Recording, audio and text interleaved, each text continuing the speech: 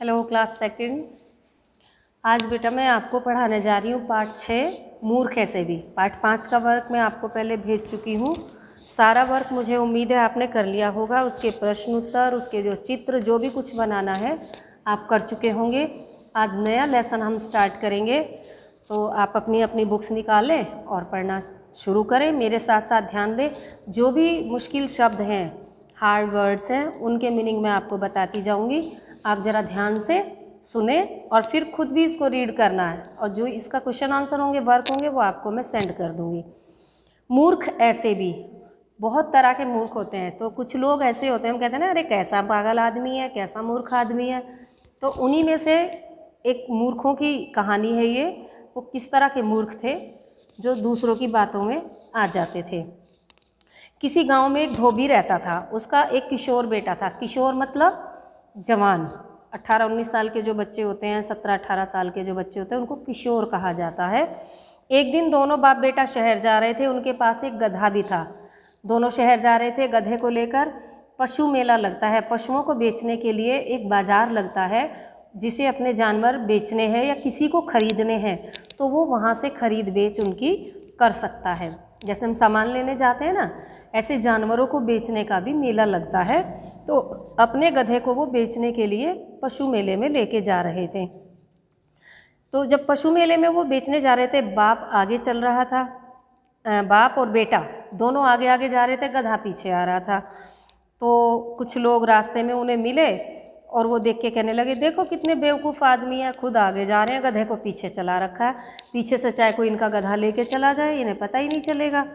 तो उन्हें लगा कि हाँ, बात तो ये सही कह रहे हैं। तो उन्होंने क्या किया कि पैदल पैदल जा रहे हैं और गधा मस्ती में खाली जा रहा है। कोई तो गधे पर बैठ ही सकता है कि जब इनके पास गधा है तो इसके ऊपर बैठ के क्यों नहीं जा रहे, पैदल क्यों जा रहे हैं। तो ये सुनकर उसके पिता को लगा कि लोग सही कह रहे हैं, और लड़के का पिता गधे के ऊपर बैठ गया क्योंकि वो बड़ा था। बाप बेटे कुछ ही दूर गए थे, रास्ते में कुछ लड़के मिले जो बेटे की उम्र के बच्चे मिले। तो उन्होंने क्या, उनमें से एक लड़का बोला, देखो कैसा निर्दयी बाप है। निर्दयी मतलब जिसके अंदर दया ना हो, उसे कहते हैं निर्दयी। कैसा निर्दयी बाप है, खुद तो गधे पे बैठा है और अपने छोटे से बच्चे को पैदल चला रखा है। जबकि वो जवान लड़का था, फिर भी उन्होंने कहा कि अपने से छोटे बच्चे को पैदल चला रखा है। यह सुनकर बाप नीचे उतर गया। उसे लगा कि हाँ, मेरी गलती है, देखो बच्चा पैदल चल रहा है और मैं गधे पे बैठा हूँ। उसका बेटा गधे पे बैठ गया। वे कुछ आगे चले, उन्हें कुछ औरतें मिली। यानी जैसे जैसे लोग मिलते गए, कैसे उनकी परिस्थितियाँ वो बदलती गईं।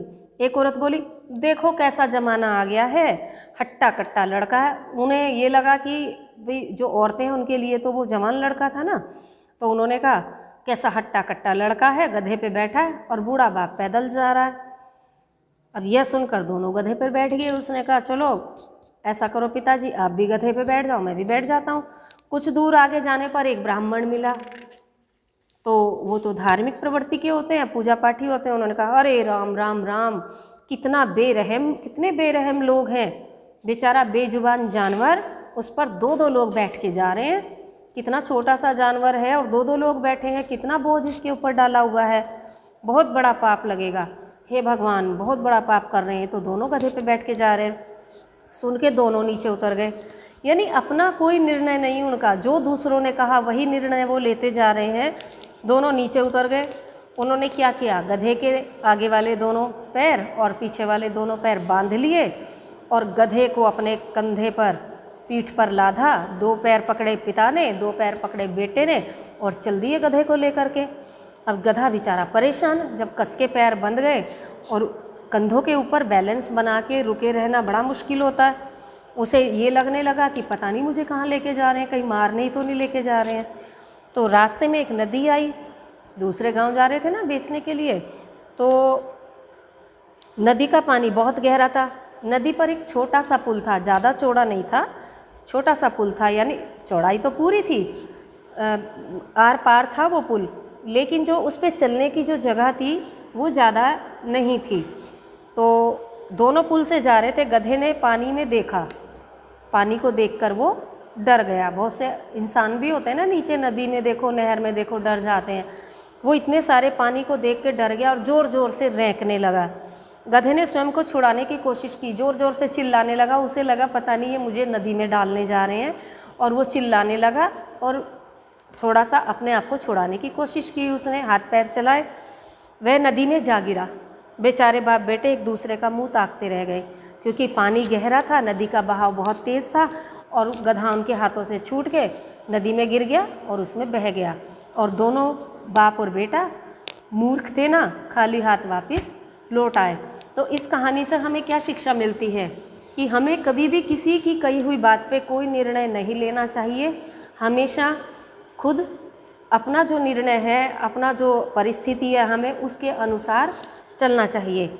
इस पाठ के थोड़े से शब्दार्थ मैंने इसमें ब्लैक बोर्ड पे लिखे हैं। आपको पाठ का नंबर लिखना है सबसे ऊपर, उसके नीचे पाठ का नाम लिखेंगे, जो मैंने साइड में लिखा है आप यहाँ लिखेंगे, शब्दार्थ लिखेंगे। बहुत सुंदर राइटिंग में बारीक वाली लाइनों में लिखेंगे, लाइन से टच करके, राइटिंग साफ हो, मात्राएं सही हों। अगर आपको कुछ समझ में नहीं आ रहा या कोई प्रॉब्लम है तो आप मुझसे इस मेरे व्हाट्सएप नंबर पे कांटेक्ट करें। पहले भी मैं बता चुकी हूँ, आपको लर्न हो गया होगा।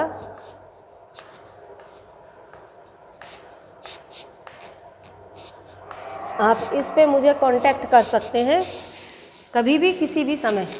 Thank you.